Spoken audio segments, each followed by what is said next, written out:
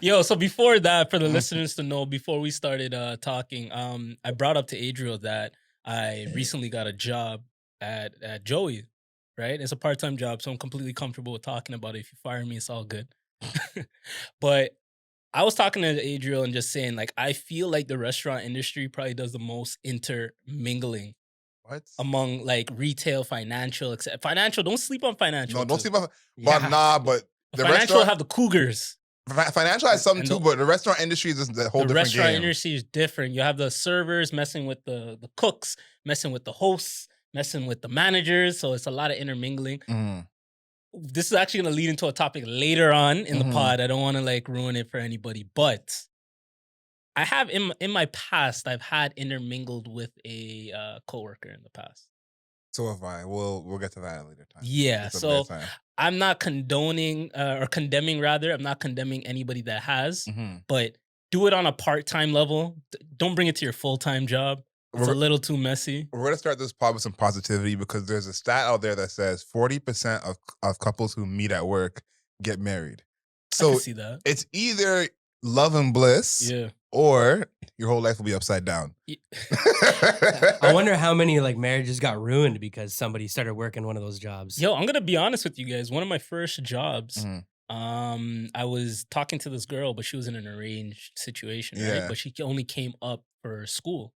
So we were doing our thing, and I'm young, so I'm like, this is my first like consistent, you know what I mean? Situation, and then she just said, "Yo, like we gotta cut that." Yeah. Like this guy's coming up, like it's over. And I'm just like, damn. And she was a little older than me. I was like, damn.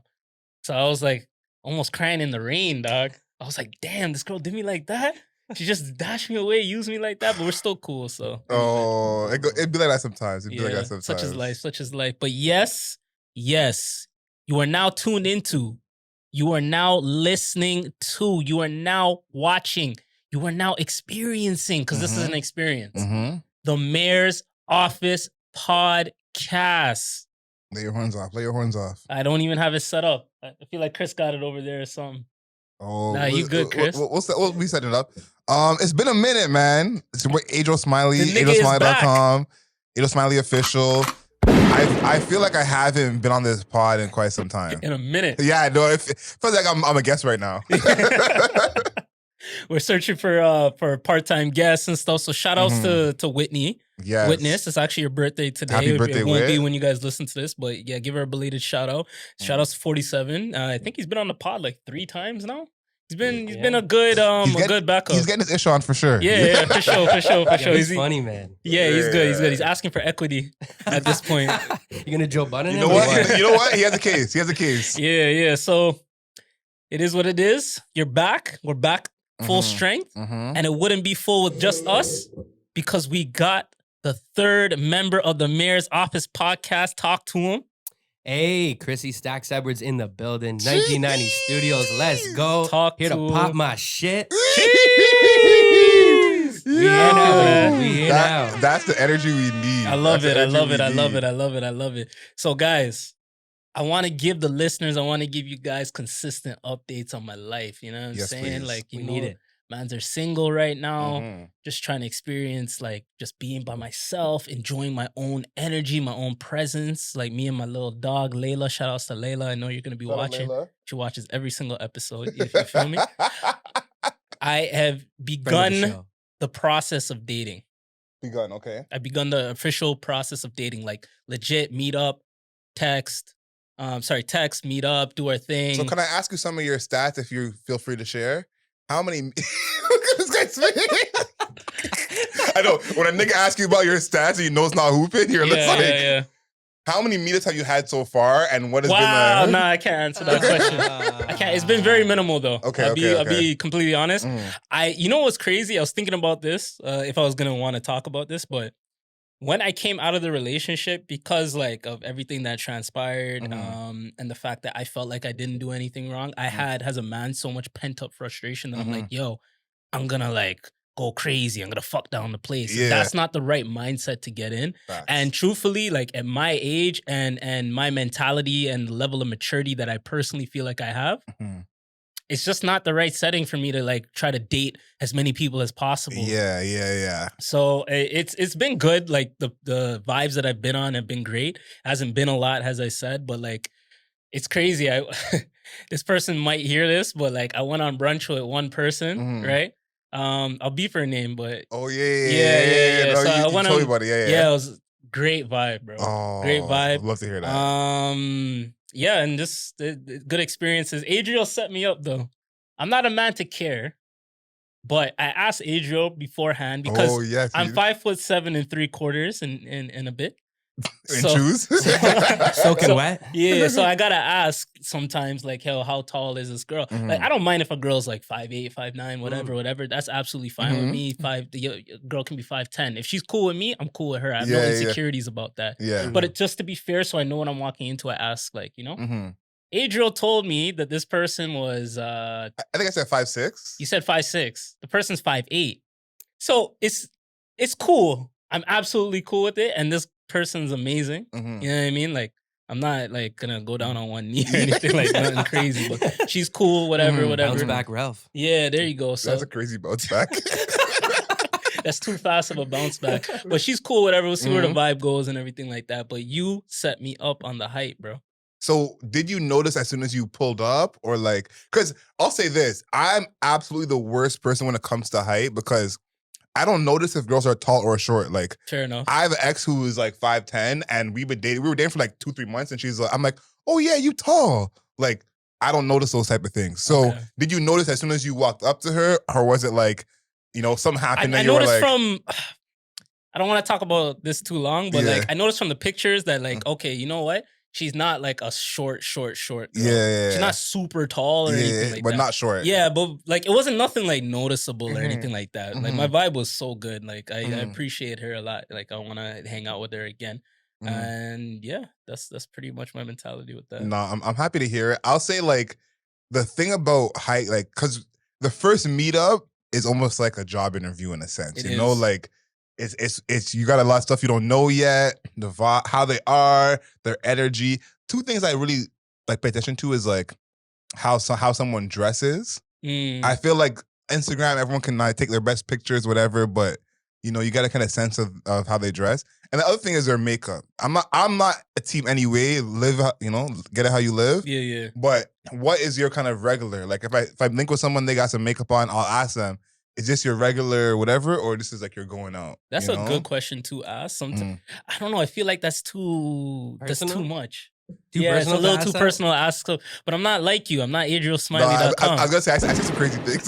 I'll get it all off. But like, yeah, I kind of judge depending on the type of vibe that we're going to. Like if we're going like bowling, if we're going like to dinner, if we're going to like a movie, I kind of like not super like in depth judge, but kind of get an idea of like what their style is. Yeah. You know what I mean? Because like I'm trying to match your fly too. Exactly. And make sure we're both on the same page. Like we can't go to dinner and you're in sweats, and I would love to go to dinner in sweats, but then now I'm prepared to be in like jeans and a nice shirt. You know what I mean? So like we got to be on the same wavelength. I usually feel like I'm the better dressed person just in general, but I feel like I probably try the least.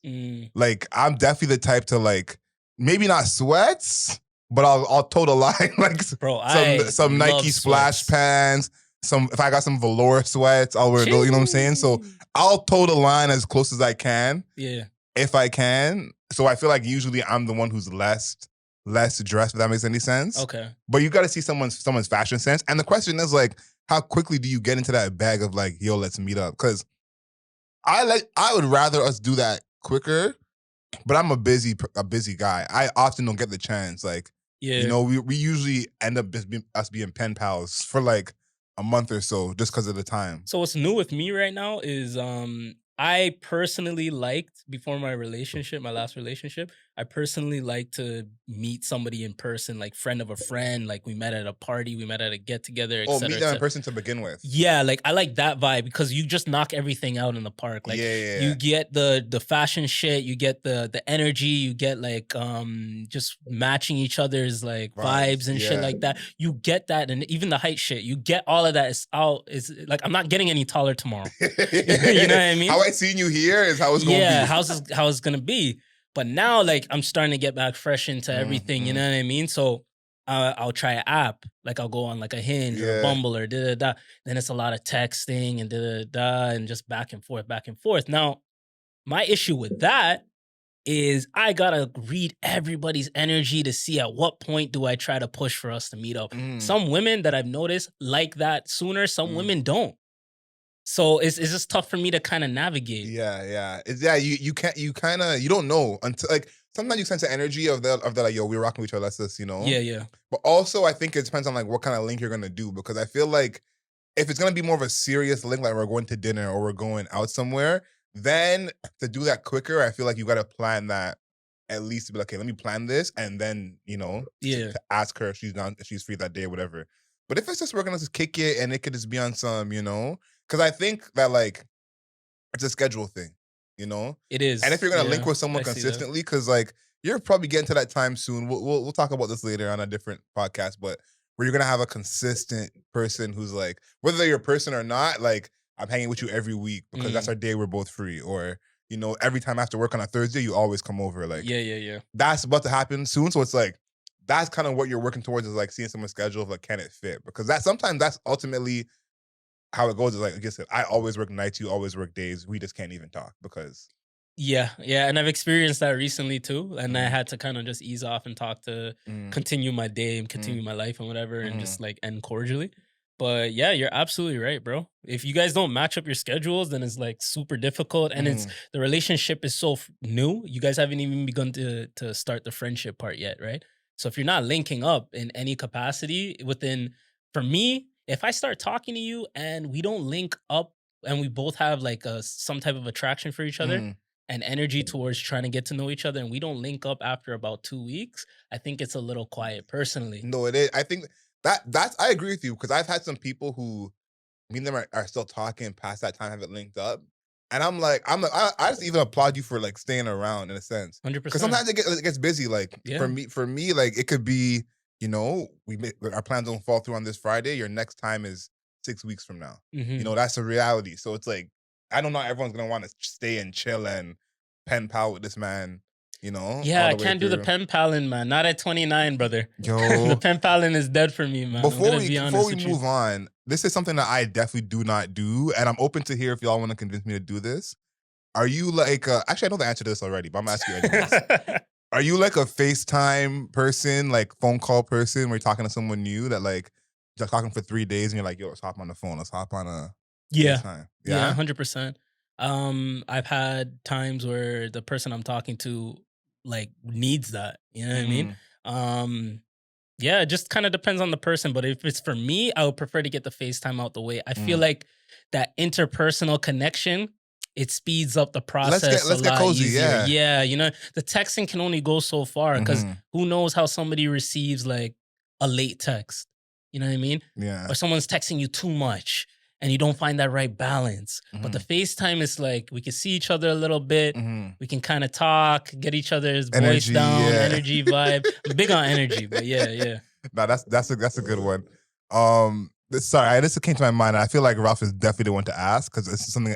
That's scary when a nigga says that. But I definitely don't be coming with the like sex talk, dirty talk. Like when I meet someone new, like I'm never on that. Like listen, when it's time to do what I got to do, I'll do what I got to do. But I'm not here texting after 3 days and being like, "Ooh, you showered without me." Like, no. What's your game? Because I've heard from a lot of women, like so many women have told me, they're like, it's so refreshing that like you don't bring it up. We've talking for 2 weeks. I'm like, 2 weeks, and I'm supposed to already be talking about how I want to smash you. Like, that's customary. So what's your like, because I feel like that's expected in a sense, and like. I've had girls be like, "Oh, you didn't make a move on me? You're crazy." We're mature guys, right? At the end of the day, what I personally feel, and I feel like has worked best for me in life, is giving it some time, seeing each other first, and seeing if the sexual energy is there, and then you can kind of lead into it. Like, I'm not gonna lie, my last 2 relationships, I slept with them the first night, like we met. You know what I mean? The first date, like we slept together. Yeah. That doesn't happen all the time, bro. And I have to like, I not have to, like 100% understand that it depends on the person and how the person reacts to you, right? And their vibe, And their vibe and their energy.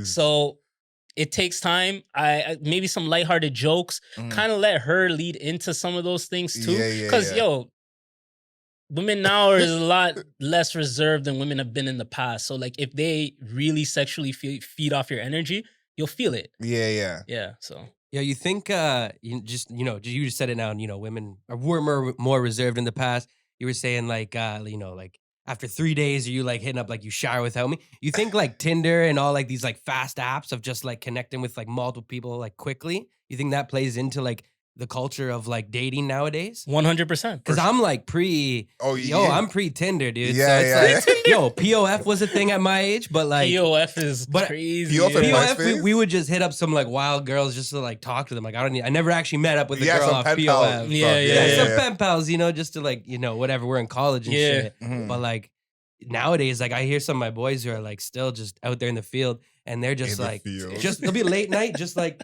switching, just swiping. I don't even know which way you swipe, but like, they're out there just trying to like, Chris is married, by the way. Yeah. No, I think you're right. Like, I've heard from so many women who they're just like, they're applauding me and giving me props for just like not being sexual with them. And I'm like, I've known you for a week. Yeah. Like, how is this so crazy to you that I'm not like trying to run you down? I know you. I don't even knowing you is being like liberal. Like I don't even know you, and it's only a week, and they're just like, it's just so rare. I see a guy who's such a gentleman, and I'm just like, you know what it is? Wild, that's so it's rare. The creepy guys and the aggressive guys that make the situation easier for you as a mature working individual, and you're not as persistent and aggressive with it. These animals. You stand out. You stand out from those animals.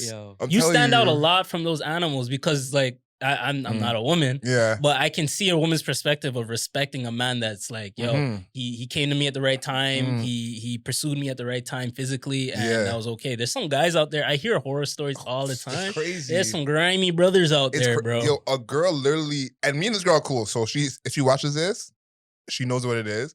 She paged me, we went on a date, whatever, and she was like, you didn't put your hand on my back, not my hip. I said, how many dates? This is our first official date. We hung out one time on some like I'm first really official. On that. Yeah, and I said, sorry for keeping my hands off of you, but I don't know you. Yeah, and it was like, it's crazy that we're in a place where I'm kind of getting paged for that. It wasn't a real beef or nothing, but it's like the animals are really out here in a crazy way that it's like that's just what's normal, And I'm like, I don't want anyone who I've known for like 3 weeks to touch me, like unless we're gonna really take it there, because.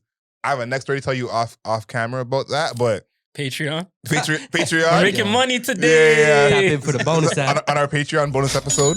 But I feel like it's weird that that's where the game is at, where it's like what I'm doing is the gentleman thing. I'm like, I don't know if I'm not really being a gentleman because up here I done done, I done everything. I haven't spoke it, But again, I'm on the lows. Yeah, like up here. This man is a sociopath. Yo. No, I'm not on my Dahmer shit right now. I'm not on my Dahmer. That's crazy. It's funny too.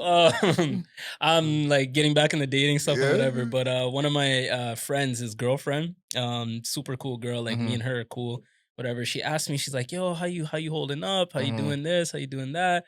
And in the back of my head, I'm like, yeah, I'm still going through it, man. But like, that's what I want to like feel, but I don't feel it. Oh, you know what I mean? You're not going through it as much as you think you should be. Exactly. Emotionally, I'm not like feeling it as much as I think I should be. Yeah. So I don't know if that's a detriment to like how men are raised in this society right now, but.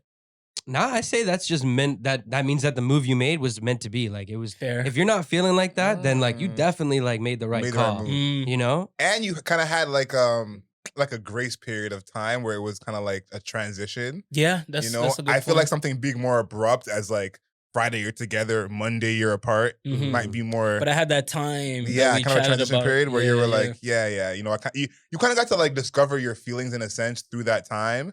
That by now you're like, I know how I feel. Like this is what it everything, See, this is why Black people need to go to therapy more. But that's another episode. For another day and another conversation. We're gonna talk about my shorty right now. Big Glow. Let's go. You already know what it is. Oh, Big Glow is out here. 99 problems and the biggest one is me. Yo, she's ill, man. She is ill. Like, The glow up is real, bro. Yeah, I love her energy, man. The energy is real. And you know what? A lot of these up and coming female rappers, their bars have been predominantly about like sex and I can say the same thing. Niggas are just talking about shooting niggas and whatever. Yeah. But the thing with GloRilla, like I feel like no, it's different, man. She's just talking her shit, bro. It's different, man. If I put another gender in front of GloRilla instead, if she was a man and spit the same exact bars, niggas would be going hype, bro. Listen, I'm gonna say this here because I feel like we gotta become the unofficial GloRilla podcast. But I think she's really gonna take over in a way that Meg, Nicki, Cardi all couldn't, because I think that she will be the type of women that men listen to. I'm already seeing she's breaking through that. Yeah, I'm already seeing that a little bit. Yeah. But it's like she has some clever bars that like we're rapping because she has the flow. But even that one, 99 Problems, and the biggest one is me. Anyone could have said that would have been a bar, and that would have been a catchy hook, you know? So it's like her pen isn't just on some, she's really... I mean, she's not no lyrical miracle, but she's getting the job done for me, bro. Good songs, but I'm saying it's catchy and it's memorable. Like, it's memorable, like these songs, if she, like the beat, how she wrote it, if she gave it to someone else to deliver, I would like her delivery better, but I think that it would still be a hit just off of her cadence and her words. Like, I think she's right there. Something right now with GloRilla. Two things first. First thing, I deeply, deeply, deeply have a fascination with ratchet women. And that's just something that's been in my soul and my spirit. We got shots to Scarborough. Yeah. Like, I don't know. I like the little bit of ratchet is kind of my speed. I'm not even going to lie. I got to grow out of that, but it's just always been instilled in me. I know what you mean. Like, this is a crazy aside, but it's like Adriel, a shorty that I met last year. Yeah. Who knew every Lil Wayne track, like mixtape, whatever. Yeah. We're just ball in the woods chilling. Shorty's there. Everything. Yeah. I was like, I like a little bit of ratchet in my tea, man. I'm attracted to this and I don't know why. Yeah. And number two, GloRilla's put out 3 major songs. Blessed, Tomorrow 2 with Cardi B, and FNF. She's 3 for 3 right now, bro. Yeah. She's 3 for 3 right now. That's a crazy start. All right. I don't know what that was for. As a crazy start to come in the game with. Yeah. And two, like, I feel like she'll have she already has a set. It's not like Fetty Wap level, but already now with the 3 songs, like she can do a show and open for somebody with those 3 songs. Those 3 songs. And like at a club, like you could start with those tracks and like play all 3 of them, and that could be like her time. As opposed to Ice Spice right now. And I'm not trying to compare 2 female rappers, but they're both kind of coming up around the same time. But you could tell like GloRilla actually like, I don't know Ice Spice. She's really about it. Yeah, you could tell GloRilla is like about it. You could tell Ice Spice is just kind of living in the moment a little bit. And her song's big. Munch is humongous, bro. Yeah. Shout outs to her with that. Like, she put out another song a little bit after Munch, and like it just wasn't it. You could tell she doesn't. She's been around for a little bit. Like she, oh yeah, yeah. She was like, she got interviewed like months ago, maybe early in this year, when she just wasn't having any, like no major songs, nothing was really clicking. I seen that, yeah. But I didn't know who she was at that point though. I kind of just breezed through it and I don't even know if I watched the interview. Yeah, I know talking about. I seen her face like before, like earlier in the year. Yeah, but it was she didn't have the song. It wasn't the same. Okay. But I think like Glow is really changing the the avenue that a woman takes into this hip hop game. 100%. I think that definitely is not being about her body is what is like the main, like we haven't even mentioned it because it's not even a thought to us, you know, like we're not here like, is she just in her next video wore like some tighter you know what I'm saying, like that's not part of what her thing is. So it's so understated that she is 3, like now one of these songs is about that. It's 3 songs in, that hasn't been a thing. She's been signed, they haven't tried to you know buy her body. So it's like she came out and tweeted, she's like, yo, I'm not doing that.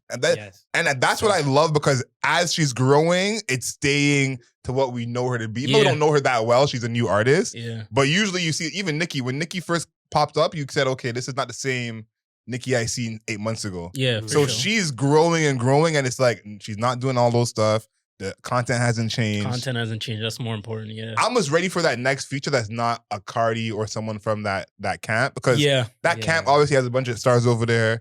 That Cardi feature makes sense. And it was a hell of a feature too. Yes. I was rocking with Cardi's verse. I ain't gonna lie, but I hear you. She needs to her next step is definitely gonna be to branch with a different type of artist. I'm waiting to see that because I think she saved Cardi because Cardi's last single was kind of a flop. Oh, the Dirk and yeah, and Cardi's album supposed to be coming soon. Still doing some numbers, but I agree with you. Yeah, to Cardi's status, like so this is like probably Cardi's track that people would be playing the most of the last few months. I don't see people playing that. Cardi had this verse, and she had a verse on it was another drill track. I think it was. Oh yeah, was it Raw Swish? Or something like that. Yeah, one of those guys. I don't know who it was, but yeah. But she had a verse on that, and that was pretty good too. So it's like, I feel like Cardi kind of found a little vibe with the drill type beats. You know what I mean? But yeah, anyway, shout outs to GloRilla, man. Yeah. This is the GFC, man. The Glo fan club out here, bro. Yeah, absolutely. Unofficial GloRilla podcast. I'm telling you, like we got to get her on here when she comes through. If GloRilla gets here, man. When, not if. God. When. And I want her whole, I want all her friends in the studio with us. Like, the pregnant one probably has a baby already, but you know. Now we need GloRilla out here, man. But the one thing I was going to say between her and Ice Spice is like, it just feels like Glo is just so like intentionally authentic, just trying to be her, do her thing the way she wants. And it's almost like Ice Spice came in and she's just trying to just jump on that, be that drill rapper, like the girl version, be that thing and being put there. But she doesn't seem like she has that energy, like she even wants that. Looks uncomfortable. Yeah, she looks uncomfortable. That's a good way to put she's moving, it's not like she wants to be I saw some rolling out sets that she did, like the Toronto one. I think she did a New York one recently, and she just didn't look comfortable, bro. I'm not knocking her. She's super young. Yeah, she's new in the game. But yeah, you could tell Glo is kind of in it, no, Glo is, this is a crazy comparison, but she's from that T.I. Young Jeezy era. Yeah. That is this is who I am, this is what I do. Comparison, but the swag, the swag of this is who I am, this is what I do.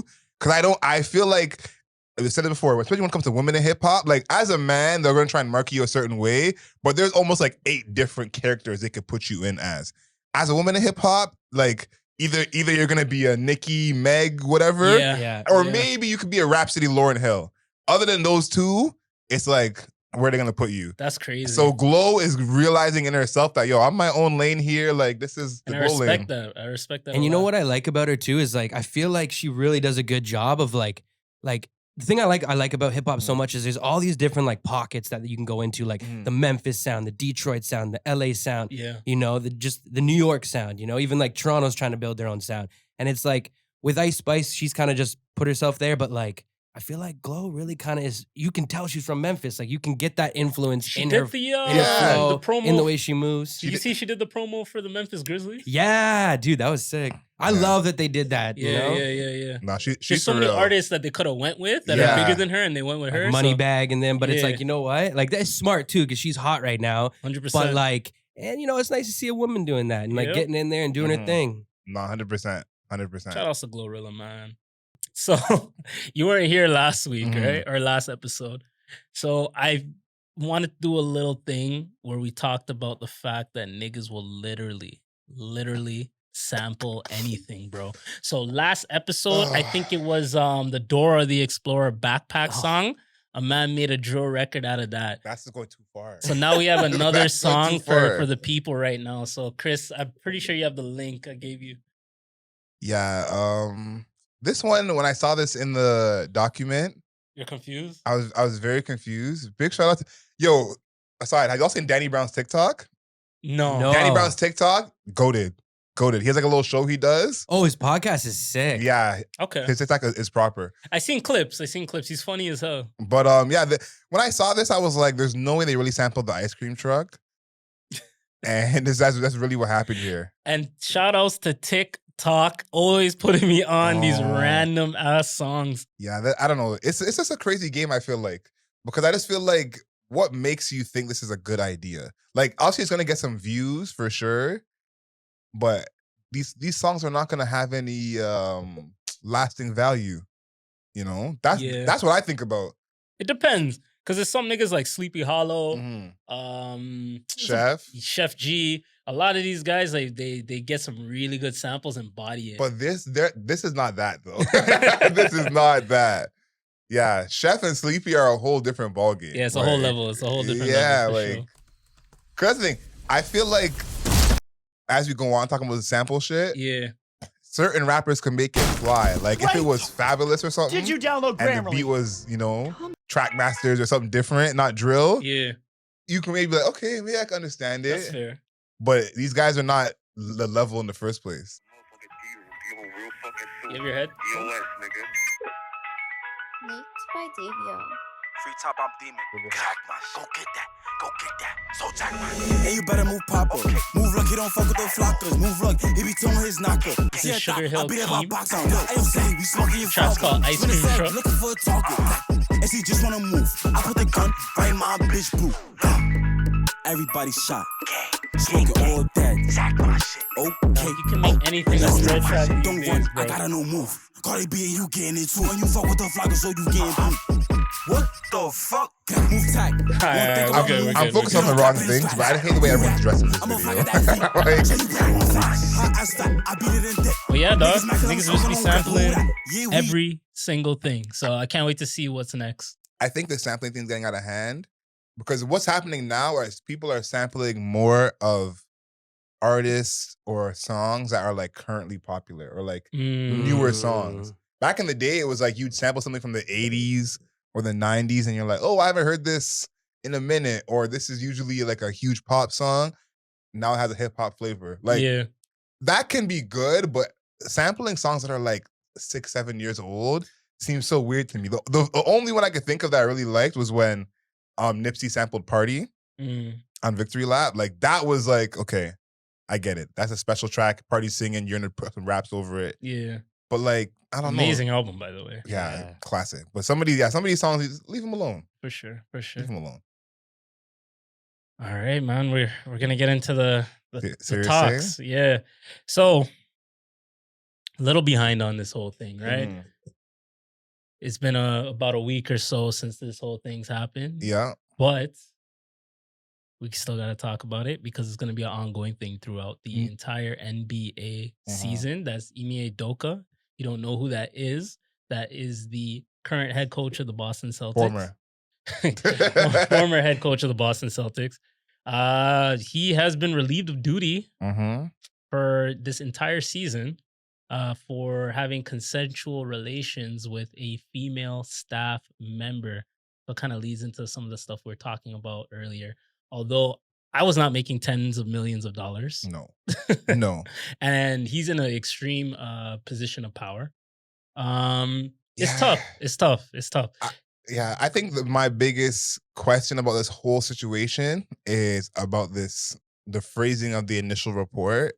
I think that the initial report made it very clear that it was something consensual. And we're recording this on the 29th. I'm sure more stuff will come out by the time this comes out, but there was a recent report saying that he made some unwanted comments and there was a part of the relationship that was not consensual.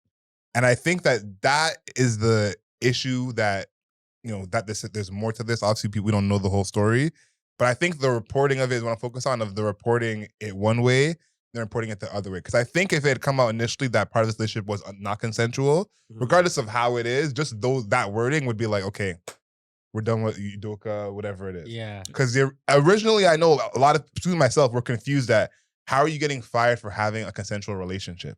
That doesn't. I think it's in his contract, though. Well, it's against company guidelines. Company guidelines. For sure. Yeah. But most of the time when that happens, you'll move departments or you'll sign a non-disclosure to not sue the company. Yeah. That's usually how that's like handled. It's not usually handled in terms of like termination. So the fact that that was the way they handled it, but the first report was that it was consensual, and then reports afterwards that it was non-consensual.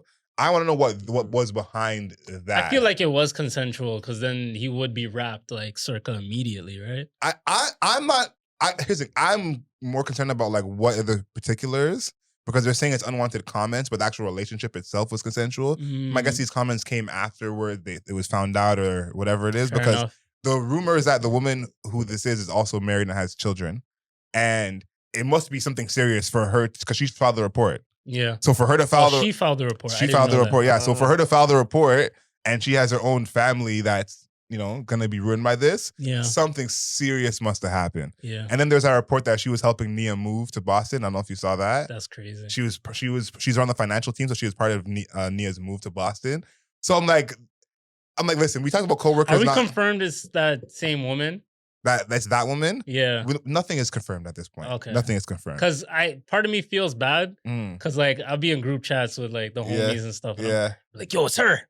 Oh, you did that? It's her. Here's her screenshot. Oh shit, yo, she has a whole family, but it's tough because I don't know if it's her. I know, I'm gonna feel like shit if it's not. I know the whole family thing was reported as true. Who it actually is, I don't know, but saying that she has a family as well. Okay. But that's why it's like what we said before about your new place of employment. Yeah, it's a double whammy, as in Joey's. Yeah, allegedly.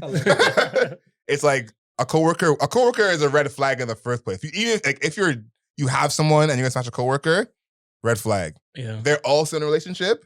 That's red flag multiplied by red flag. Carry the red flag divided by 2. So this must have been some kind of serious relationship, more than just a simple, smash. It was an ongoing thing. Sure. So I think it was more serious to the both of them, and I think like something crazy happened. Because if this girl has a family herself and she's gonna file the report, like that has to be serious. 100%. And I feel like the Celtics just getting ahead of everything was probably the smartest thing to do. Get to the media quick, do a press conference, get it out fast. Because if you let the media continue to speculate and you say nothing, it's just going to make your organization look worse and worse. And it's going to make the women on your staff feel extremely uncomfortable. Yeah. You know what I mean? If like rumors continue to spread, right? So it's just good that like Brad Stevens, whoever the CEO is, some guy, he got ahead of it. They did their press conference and everything. And like, bro, if you're going to fire him, just fire him, bro. Because he's like, really, like, think about this. You let him go for a year. He just signed a fresh deal, right? So you probably have him. I don't know the details of his contract, but you probably have him for another 3 years. Yeah, 3 years after this one. Cool. So you have another 2 years with this guy, right? So he comes back. Is the situation calm enough for you to reinstate him back in his position? Probably you not. Might as well just pay him out and let him go and let him start up somewhere else. Yeah, I think it's gonna be interesting for him. Because this is what really surprised me. Did you see Matt Barnes? You guys see Matt Barnes? Yeah, he took it back. Yeah. So on media day, a lot of the Celtics players said that they haven't spoken to Ime and they didn't know about this relationship. Which you hoop, like in hooping circles, like everyone knows everything, Yeah, for sure. So the fact that either they're lying about knowing, or the fact that they didn't know and haven't spoken to him is very interesting. I think, like to what this whole thing is, that's how big it is. Yeah, and like I can't think about him going to another team. Think about when you're hooping and your coach gets caught cheating. Yeah. That's a crazy bag for your coach to tell you to be a good man. And it's with a woman that you see constantly, and she's probably like, you're holding her to a high level of respect as well. Your coach is, as you said, yo, you got to do this and, be the right man so you can step into this role. And then the man's doing this on the side. If he comes back, I can't like respect you the same way. That's what I'm saying. Because it's more than on the court, like, especially when your team is full of adults. Like, when we're hooping in high school and all that, like, our coach is an adult. He's, Yeah. In the league, it's a little different because you're all adults, but there's still some kind of like father figure in terms of 100% walk this way, lead this way. 100%. So think about him going to another team, bro. And I'm trying to tell so and so. I've seen a lot of transgressions that my personal dad has done. If he came back into my life tomorrow and told me to wash the dishes, I would look at this nigga like he's crazy, bro. Crazy. How dare you tell me? You go wash the dishes. You know what I mean? Like that's where the instigating and like the pushing is not gonna work anymore. You know when you're like getting to the edge of like physical exhaustion or mental exhaustion, it's halfway through a season or something like that, and he tells you one thing, and because you respect him so much, you'll listen. Go extra mile. If that respect is gone, you're gonna tell that nigga shut the fuck up, bro. Who are you? And that's just human nature. Yeah, no, that's just human nature. It's bad, and as well, I've said this before, but Ime Udoka just has the haircut of all the coaches. If you want to guess who would be cheating, he has the haircut. I mean, he's a former player, bro. I think NBA players have like the most access to women if they truly wanted to. You know what I mean? He's been through let's be real, like he's been a player for X amount of years. No, for sure. And he's one of the youngest coaches too. And he's one of the youngest coaches. So it's like. Yeah, like if the access is there. If Nick Nurse was doing this, we wouldn't believe it. If Nick Nurse, if it was Nick Nurse, we'd be like. But if it was Nick Nurse, the media probably wouldn't even talk about it as much. To be honest, yo. I'm so interested to see how this goes because this is like, I mean, let's talk about the Ben Simmons thing at another time. But this is such an idea of how we look at reporting and information because this was a woman who she apparently put the report out, so she wanted the investigation to happen. Yeah. she's not getting any, it seems like, discipline from the team, as far as I know. Yeah. Maybe I think they're keeping change. her name out of it on purpose. But she's not getting any discipline from the team. Mm-hmm. So that is more like, okay, he did something wrong, even if the relationship was consensual. Yeah. And then on top of that, how much information is being, kind of made public? Because I've heard a lot of people either on tweets or podcasts or in stories speculate rumors, or people like Matt Barnes who have said, I know the whole story, but it's not my place to say. Fair. That is something you don't always hear when it comes to stories in sports. Yeah. Someone will say without there being their time to say. They have no problem doing that. So for this story, for someone to be like, this is a crazy story, I'm praying for everyone involved, I won't speak on it. I feel like a lot has to come out to kind of clean this up, because the speculation is going to run more wild the more we don't have information. 100%. And right now it's just going to all lean on the negative to one person, which it might be, he might have done something crazy that we can't even think of. It might be right for us to be looking at him a certain way, but we don't have the context of what happened to even decide if looking at him this way is what we should be doing. So my hope is that the reports come out and we can get more information, as much as is safe for the families, of course, but just more information in. 100%. That's go ahead. No, I was saying that's like a big problem nowadays is misinformation and not knowing the facts. Because like even sitting here listening to you talk about it, I'm like, okay, my perspective changed instantly, because I didn't know about like the negative side. I thought, oh, he's just out, I'm not saying, I'm not condoning cheating. I'm not condoning cheating. That's not what I'm saying. But I'm just saying, I'm like, why? Like what? Like what did he do? In my opinion, I don't think. Before I was saying like, as a business, what does it matter what this guy's doing in his personal life? Mm-hmm. Why should that affect his job? But when it comes to like, that negative stuff and like, there might be some other line stuff. I get it now. That makes sense. And yeah, if it's your coach, how are you gonna follow that example? Yeah, and follow him into whatever. 100%. And it kind of leads me into thinking this. You mentioned that we don't have enough information about the Ime Udoka situation, right? Mm-hmm. Okay. We have a lot of information about? I know where you're headed with this. Motherfucking Brett Favre stealing from these poor people in Mississippi, middle class, whatever class they're in, that he's stealing their tax dollars in order to fund whatever he's funding. And I have not heard a peep about this from any news outlet, sports or otherwise. Yeah. But we're demonizing this black guy over here for having a consensual relationship. I'm not supporting what Udoka did, but at the same time, like, can we get some reports on that? I feel like that and Robert Sarver just came and left, like, out what of the news cycle. Robert Sarver is one thing we gotta talk about him for sure. I think Brett Favre shows that like this is not the first time this has happened where like a player, a person, an entity is taking taxpayers' dollars and doing something with it. I feel like every time that's the case, it's never shown light on. And I think that's because the government is embarrassed. That's my like read on it. And is like to steal that much money, you have to be in bed with. That's what I'm saying. Because it was the governor of Mississippi that he was working with. I didn't say all that. And that's the thing too, is like, because there's legal ways to do this, and as well, like, so much of us are not even hip to our municipal politics. Yeah. So there's things that we're like signing off on or not even voting on that are happening all the time. Mm-hmm. But again, it's embarrassing when it comes out in a negative light of he took all this money and we're the ones who helped him. So I feel like that's part of the reason why these are not talked about. And if it was, like, if he took money from not the government, but it was from someone else, we don't hear all about, but the government said, nah, we're not doing this. That's crazy, bro. Yeah, and it's just such a disheartening, like, greasy thing, like, taking it out of like funds that could like genuinely help all these different families, and you're trying to build a volleyball stadium at the school where your daughter plays, like, and you're Brett Favre. How selfish is that? And you're Brett Favre, like, you got some investments. Bro. Yeah, why don't you finance that shit? You can't find two billionaires to come spot you. Like, yeah, that's the part to me that it's like, you have other avenues to get this money if this is that serious. Yeah. And the way that he chose to do it is like... And did you see it in like the text message he said? He made a comment about, I guess, like, oh, we got to do it the right way with a sunglass emoji's face or whatever in there.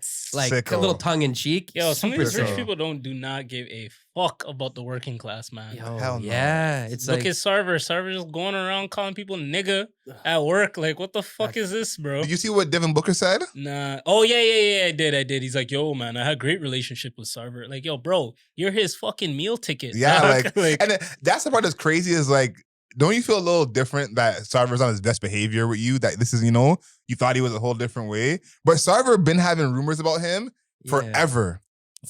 Yeah. And my issue with this is that they're kind of letting him get away with the wording he's using and the wording they're using. Because when they first suspended him, they said he said these things without malicious intent. Yeah. I'm like, how can you, first of all, how can you, know what someone's intent is, what they say?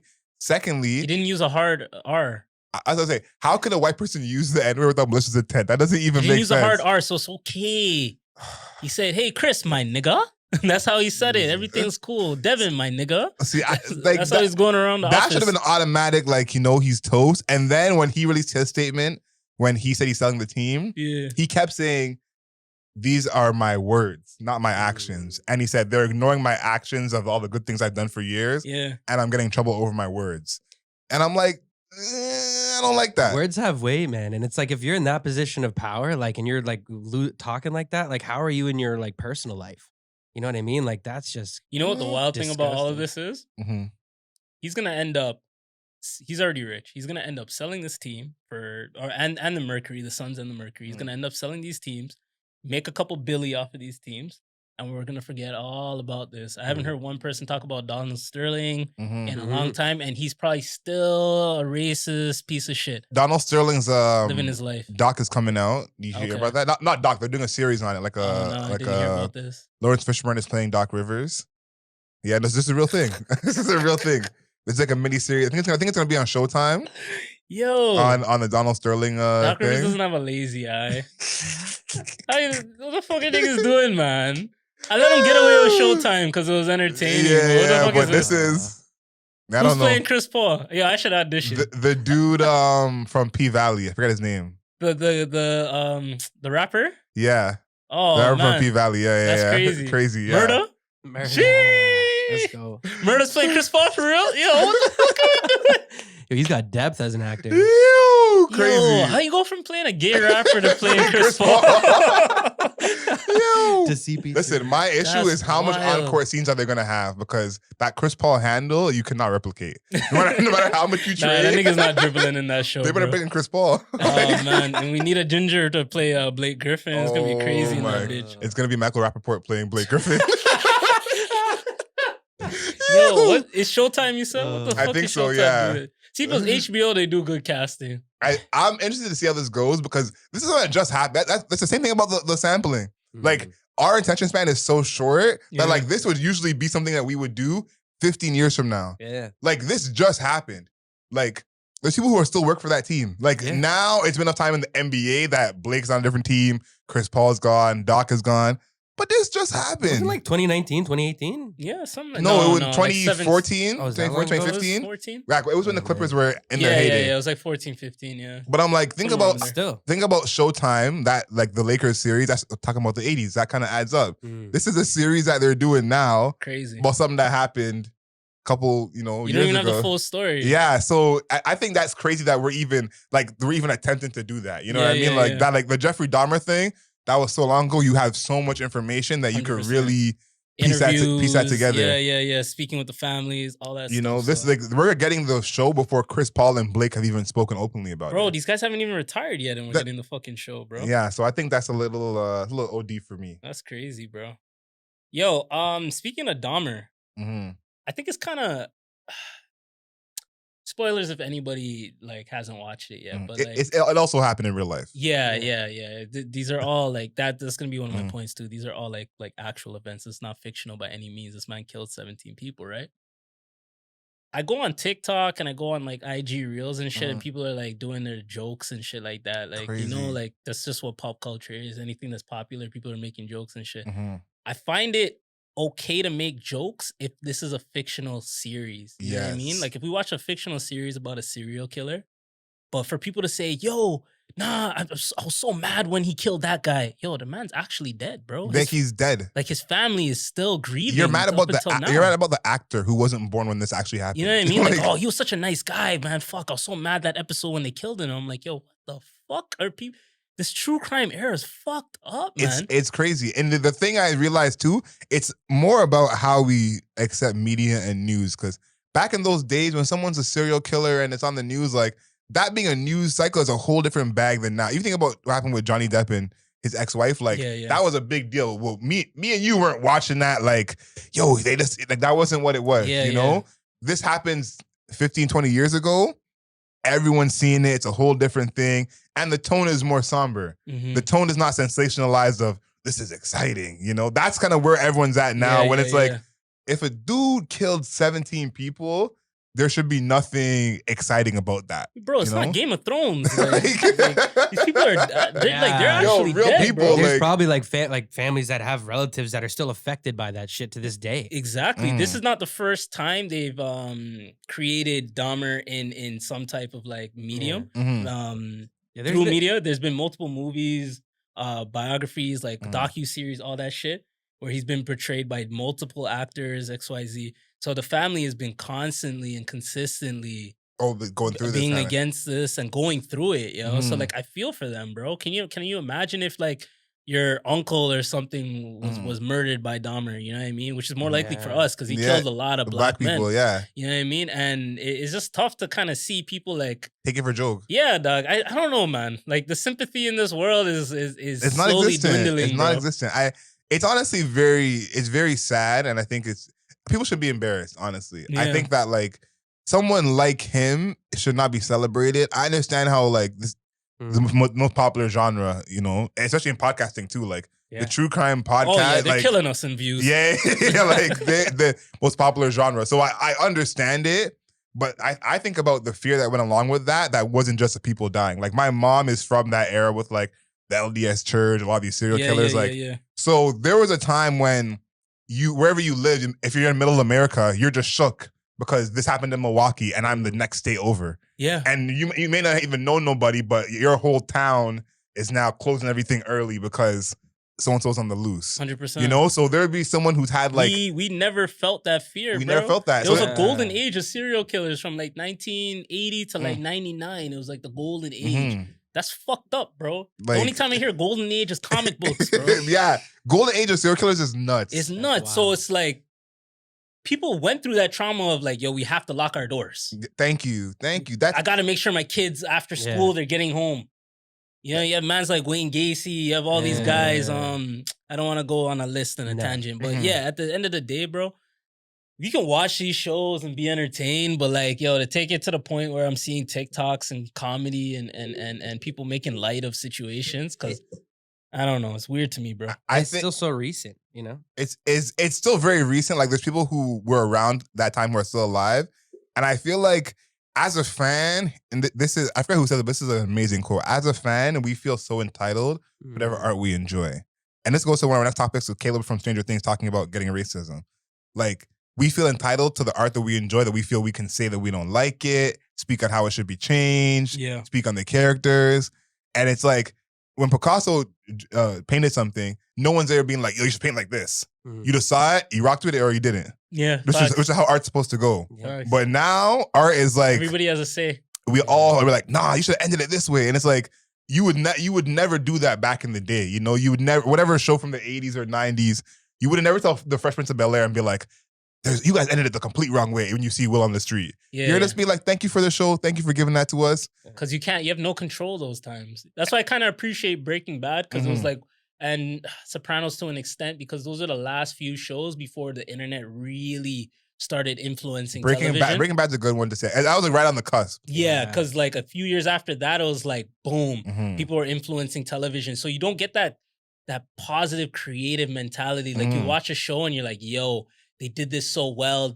You can have your gripes about it, but at the end of the day, your gripes are just words in the wind. Nobody gives a fuck. Yeah. But now it's like, yo, people are canceling series and shit like that. And your gripes can be a story unto itself. It's like when Sopranos ended and people didn't like that ending. Yeah. Sopranos was done.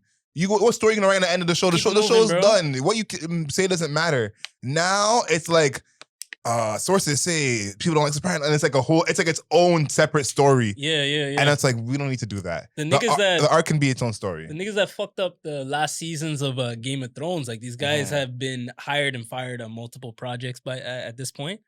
They did fuck it up. You know what I mean? Like, it's just what it is. They fucked it up, but like they probably wouldn't receive as much pressure if niggas didn't have so much of a say. And I think as well, I don't think we would think they fucked it up if we didn't have a say in the first place. True. I think us having a say from basically end of season 6 up until feeling how we felt. Like, no, they did fuck it up. No, listen, I agree. I had how I felt, and we'll get into that at a separate time.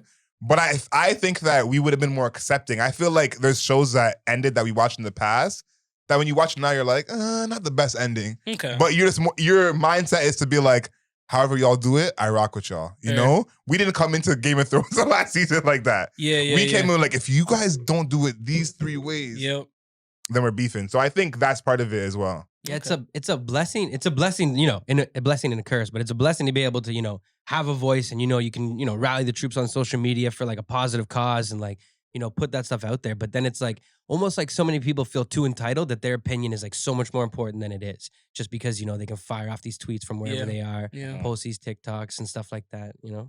Everybody's trying to be relevant, bro. Yeah. If you want to be relevant, put the time and money in. Come to 1990 Studios and voice your opinion. Start a podcast. There you go. I talked about Game of Thrones a little bit. I need the people to watch House of Dragon. It's actually a pretty good follow-up. I don't know if you guys are on it, but I would appreciate I'm if you 2 episodes behind. I think I'm gonna jump into 2 episodes behind. 3 episodes behind. 3 episodes behind? Okay, so you got a good little binge. Yeah, I missed the time. I know the time skip happened, so I missed that. I heard about it, but I didn't watch it. And I'm before there's a marriage that happened. I'm not gonna remember it, but there's a marriage that happened. Yeah. I'm pre that marriage, so I know what's going on a little bit. Oh, you're privy of the knowledge. Yeah. I think I agree with you. If you didn't catch Game of Thrones all the way and you were like, I'm not sure, hop in House of the Dragon. Definitely. I think now's the time to hop in on that. It's definitely a show that I need you guys to take in for sure. Oh yeah. We didn't even talk about Caleb from Stranger Things. So if you don't know who Caleb is, he's literally the one black guy on Stranger Things. Yeah, the black. Yeah, and he's completely justified in the things that he said. Recently, he said that he felt biased towards his character and towards himself when he goes to like events like Comic-Con and stuff. People don't want to go to his line. People don't want to interact with him as much. He's received like, or he's seen tweets. He's seen people say like, why is there a black kid on Stranger Things? It's made him feel uncomfortable. I think it's fucked up, but it kind of comes with the territory when you're doing shows like this that are kind of like, I don't want to say a period piece, but it's like set in the 80s. Yeah, no, it is a period piece. Some people are stupid, bro. They don't think that a black kid can be going to a high school in the 80s. So you got to kind of accept that too. And as an actor, you're going to be taking on different roles and you're going to be like in different situations. I'm not saying it's right because it's completely wrong. Yeah. But you have to kind of understand some of the backlash. Like, I feel like even Homeboy that's playing Dahmer, I forget his name. He's a great actor, but he probably felt some backlash for playing Dahmer. For sure. And nigga just picked up a role. Literally. I think too, like, when it comes to a show like Stranger Things that has such a big audience, like, we have to remember racism does not discriminate. Like, racism is not going to just change because they're young kids. Yeah. You know, whoever's racist feels a certain way, it's still going to feel a certain way. So that kind of comes with the territory of whatever he's going through. And as well, I think that there's a show like Stranger Things that's such a wide audience. You open yourself to that kind of criticism because people hate and love characters for literally no reason, including myself. I literally could see a character and be like, I don't like the way shoes she's wearing. I don't like her. It's a character. She's wearing nondescript shoes because they're nondescript shoes. Yeah. Why am I mad at that? But that's kind of how it works. And it's like, you got to kind of accept that that's what it is. I don't know what they can do to change this because you said it's a period piece. It's accurate in this description of like how many black people are there, you know, the role they had, the role he has in his friend group. So yeah, his character faced some racism in earlier seasons too. Yeah, so it's like, I don't know how that is changed, but I would kind of urge his cast members to like stand by him and be like, listen, if you're one of those racist fans and we don't rock with you, all the fans of our show, we would like you to be inclusive. Yeah, because even to the point of House of Dragon, there's the black family, the Valerians. That guy's been facing a lot of... for real? Yeah, he's been facing a lot of racism. Sometimes I wonder to myself, bro, and I'll throw Halle Bailey in this too. Nigga, I don't give a fuck if a mermaid's black. I don't give a fuck if a fictional Valerian man is black in a TV show because there's fucking dragons flying around. You care so much that this guy's real. Black. It's not real. Fucking 11's out here moving things with her mind and you care that this kid is black, bro. There's dragons and monsters on the screen and you're worried about the black kid. This guy, you don't see Vecna and you're worried about this kid being black? Like, come on, bro. Yeah. It's weird. Like, what? I seen a video of a man scientifically trying to prove that there are no black mermaids.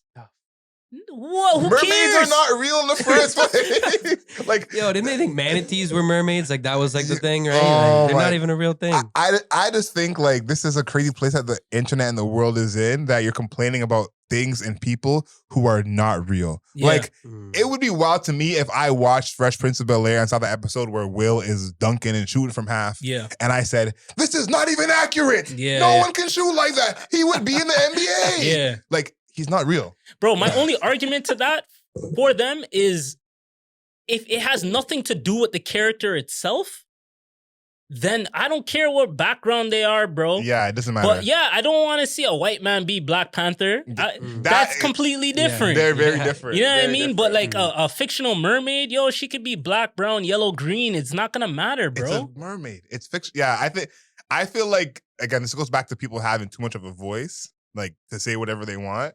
I think that it shouldn't have been such a big deal, to me at least, that the mermaid was black. Yeah. I like, for sure, I understand the historical significance of that, but I think that was way too much of a big deal. Why are we dying to have fictional characters be black? Like, there's plenty of us black people in the real life who are doing great things that we could put on the screen. It's like a fictional character being black. These fictional characters were created by people who aren't black. Yeah. Why would you know, saying, why would this white guy who created this fictional character make it black? And Hollywood's gotten away with, for decades, whitewashing a lot of cultures where they shouldn't have done so. Yep. So it's completely different if I'm watching The Prince of Persia and Jake Gyllenhaal is the main character. Like, that shit like that doesn't make sense. Get mad at that. Get mad at that. Or when Christian Bale is playing King of China, whatever he was doing. Yeah, like get mad at that, bro. That's absolutely fine. But if they made a black guy the Prince of Persia, I'd be like, yo, what the fuck is this, bro? That makes no sense. You know what I mean? So come on, man. I hate these arguments, bro. Before we talk about the living legend that is Wolverine, I saw this amazing video on TikTok. It was like, y'all got upset that the mermaid is black. Wait till y'all meet Jesus. And I said, that is the real one. Imagine the backlash at being, Jesus is black. How dare you? That's crazy. How dare you? And I'm like, yeah, like, you know, like for all who get the chance to meet him, when you see that dark-skinned man, yo, shook. All those like easygoing, nice Christians that are just a little bit racist, yo, when they get up the stairway to heaven and they're like, you're black? This is gonna be crazy, I don't know if I want. You know what? I'm just gonna head back down. Yeah. Like, I don't think this is a place for me. Yeah, that's crazy. That's crazy. Yeah, Hugh Jackman returning as Wolverine. I saw a little bit about that. Yeah. It's not a full movie. He's gonna be returning as part of another film. He's gonna be a part of Deadpool 3. So Deadpool is gonna be a part of the MCU now. So it's not like the Fox stuff with the X-Men and all that. Everything is getting pushed over to the MCU under Marvel, under Disney's overlords. So Hugh Jackman is gonna come back in Deadpool 3. I don't know how they're gonna work Deadpool into this timeline and stuff. And Hugh Jackman, but yo, at the end of the day, money talks, baby. So this means we're gonna get like a Hugh Jackman Wolverine sighting in a Marvel movie. I guess that'll be his one and only Marvel movie, and until we see the end of Deadpool 3 and see how that plays out. I don't think it's because here's my thing. Before, like, and we're all old enough in this room to remember this. Before the MCU came, into fruition and was running everything, X-Men was like the go-to superhero movies. Yeah. Like Spider-Man had their little run for sure, but consistently, it was definitely X-Men as like, X-Men's up there. Everyone had to go see for Marvel, For Marvel, out in general, I would say like Dark Knight's this whole, separate thing, but for Marvel, X-Men was a thing. And so all these new Marvel characters that we know now of the 10, 12 years of the MCU, everyone didn't know these characters 12 years ago when X-Men was doing their thing. So I hope that they find a way to merge the two, because X-Men kind of built the foundation, even though Iron Man started it all, we know that, but X-Men built the foundation of what Marvel is in terms of being having multiple heroes. Even credible movies like, you know, a Marvel movie in terms of its comedy or action or its like tone is very different from what Dark Knight was. There's no Marvel movie that's like a Dark Knight or Dark Knight Rises. Like they don't take that kind of tone in their films. Even the X-Men movies weren't too like comedic. The original Spider-Man movies weren't. It kind of when Marvel started taking over, they started a little gritty with some jokes here and there, and then now it's like a full-blown comedy. Yeah, it's Deadpool especially. But Deadpool, I'm okay with Deadpool being a comedy. Deadpool is supposed to be like that. But I think that's interesting. I wonder how that's gonna go going forward because I feel like these guys are getting funnier because like Chris Hemsworth wasn't funny in the first Thor, but the last couple of them, this dude is moving like he's Chris Rock. So, so I'm interested to see how it goes because I feel like Hugh Jackman is not no comedy type of guy. Like he has a 1-2, but I don't really see him as he's like that serious comedy where it's like he says like something kind of slick. Yeah. So fair. I don't know. I'm excited though. I'm a huge Wolverine fan. Wolverine was my favorite out of the X-Men. So I'm excited for that. I think any man in his, I'll say 25 to like 35, like Wolverine was like that guy for you. For sure. You know what I mean? Wolverine, and Batman to an extent, but for Marvel, everybody was fucking Wolverine and Batman. Wolverine, Batman, and Spider-Man, that was like the Trinity. I was never a Superman guy. I was never a Superman guy. Yeah, Superman could kick rocks. Like I never cared about Superman. Yeah, for sure. Those are definitely the holy trinity for millennial men. 100%. Crazy. Chris, how you feeling, bro? I'm feeling good, man. I'm feeling good. Yeah? Yeah, staying alive. Okay, that's good. What are you listening to these days? Oh man, what am I listening to these days? I started checking out the ESTG tape. Okay. It's not bad. I'm only a couple tracks in, but I've been just bumping like old stuff. Like not even old stuff. Like I've been listening to I've had the PZ album. Oh yeah, you were telling me. Yeah, I've been just playing that a lot. Okay. What's it called? Diamond Links or something like that. I can't even remember the name of it, but yeah, no, I've been listening to a lot of that. I've been going down some old rabbit holes, listening to what's it called? Yeah, I don't know. Everything. Okay. All right. So we'll check out some of Chris's suggestions. Adriel, how you feeling, man? Man, it's been a long time since we've talked on this pod about music in any way, shape, or form. Yeah, because you use that reserve time for DeMar. Oh, by the way, it's been a while, guys. But I asked Adriel for a shirt. Oh, you got your shirt?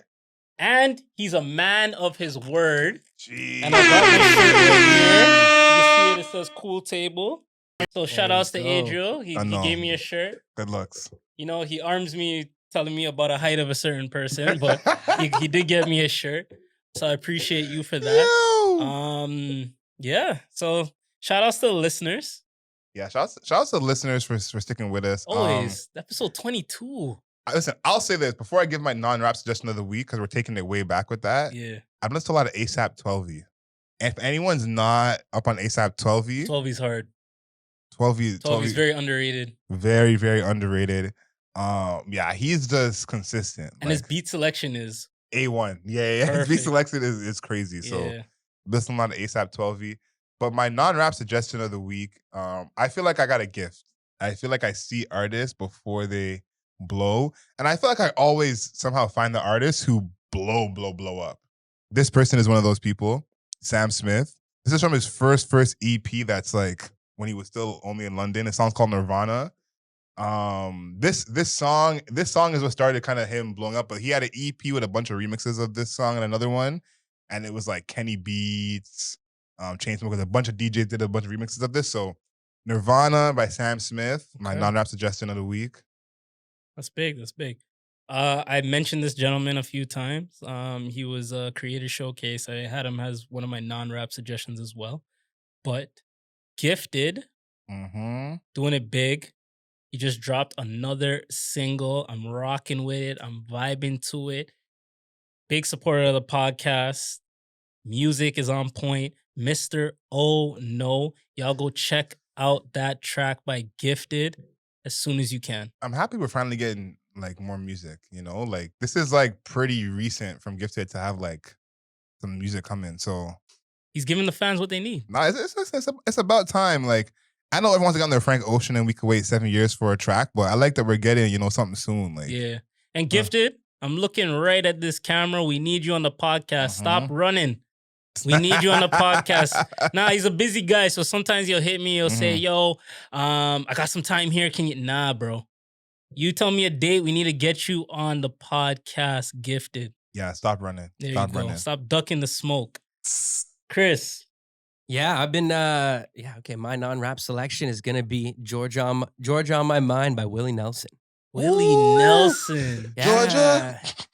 Damn, that's a classic. Yeah, I've been going down just in the backyard. You know, it's that fall weather, looking for those fall fires, just, bumping some like random old stuff. Yeah. I like that. Sometimes it just depends on the mood, maybe what I'm drinking, maybe I'm having a nice whiskey and I'm like, so yeah, that's my one. That's the vibe. Somebody needs to sample that like recently. Like it was sampled early 2000s. Yeah. I think Jamie Foxx sampled it. Luda. It was Luda. It was Luda and Jamie, wasn't it? Or maybe I'm tripping. But it was Luda for sure. Yeah, it was George. I know Jamie covered it because Ray Charles did a cover of it. Maybe that's what I'm probably did thinking cover about. it. But I know Luda has and I think Wayne's on it too. He's not by himself on the track. But anyway, we'll figure it out for the people. But somebody recently needs to get on that, man. That's a big sample if you can pull it off correctly. It'll probably cost a lot of money. 100%. But before you go, let's do some corrections of some facts. Yeah. Georgia is Ludacris. Okay. And Jamie Foxx. Oh, let's go. And Field Mob. Remember Field Mob? Field Mob. Yeah. He has people on it. And then the Dahmer series, the actor's name is Evan Peters. Evan Peters. Yeah. Shout out to Evan Peters. Quicksilver. In the Fox franchise, he did a whole bunch of shit. American Horror Story. Yeah. A lot of shit. He's a top tier actor. Maybe I'll start doing that at the end of the pods, like all the stuff that we didn't know the actual answers to. When we get staff, that's the point. We're gonna get some interns. Yeah. And then at the end of the episode, they're gonna give us a correction list. Be like, yo, at the 20-minute mark, Ralph, you fucked up here. And you said this. So so if you guys know any interns that are interested in a long-term non-paying gig. Man said long-term non-paying. Let us know until we get a deal. Yeah, they could grow with us. There you go. Exposure. Yeah. Yeah. So we're on episode 22. Big times. The full squad is back, healthy, ready to go. AdrielSmiley.com. Stacks Edwards. Ralph, a.k.a. the Mayor. How you guys feeling? You guys ready to close this? I feel like you have more AKAs that you got to get off. Yeah, I feel like you're ready. Didn't I get it off at the beginning of the episode? I don't think so. We didn't get a peso poppy. I was waiting for my chance. AKA the Mayor, AKA the Last Airbender, AKA Peso Poppy. Close us out, dog. Let's go. Like I always say, canceling, bring back bullying, know yourself, know your worth. Thanks for listening to this episode. Please subscribe to us on YouTube, Spotify, and anywhere else you can play podcasts.